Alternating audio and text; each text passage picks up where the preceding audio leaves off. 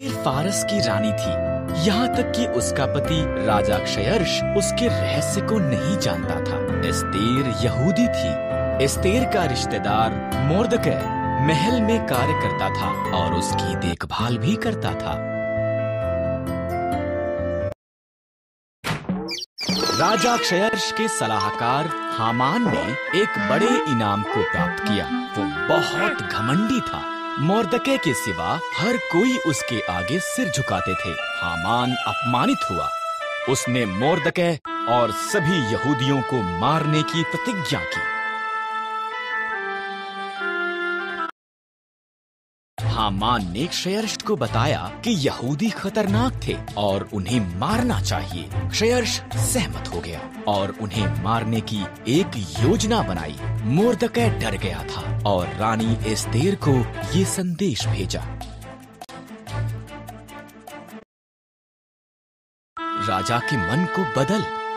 Mordecai ने कहा, अगर मैं उसके निमंत्रण के बिना जाऊं तो वो मुझे भी मार देगा। एस्तेर ने जवाब दिया, शायद तो इसी पल के लिए रानी बनाई गई थी। मोर्दकै ने कहा।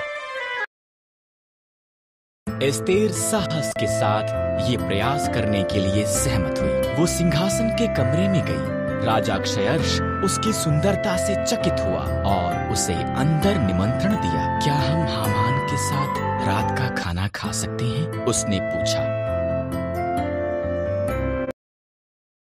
हामान उसके पिछले आंगन में एक बड़े खंभे का निर्माण कर रहा था। उसने इस पर मोर्दकै को मारने की योजना बनाई थी। तब राजा का निमंत्रण आया, इसलिए हामान रात के खाने के लिए महल में गया। एक मनुष्य मुझे और मेरे लोगों यहूदियों को मारना चाहता है, एस्तेर ने राजा क्षयर्ष को बताया। कौन ऐसी बात करेगा? उसने पूछा। दुष्ट हामान। एस्तेर रोई। हामान, सिपाहियों, उसे मार दो। इस तरह हामान उसी खंभे पर टांग दिया गया जो उसने मोर्दकै के लिए निर्माण किया था। एस्तेर के कारण यहूदी बचाए गए थे। उन्होंने एक बड़ा त्योहार मनाया जिसका वो आज तक भी जश्न मनाते हैं।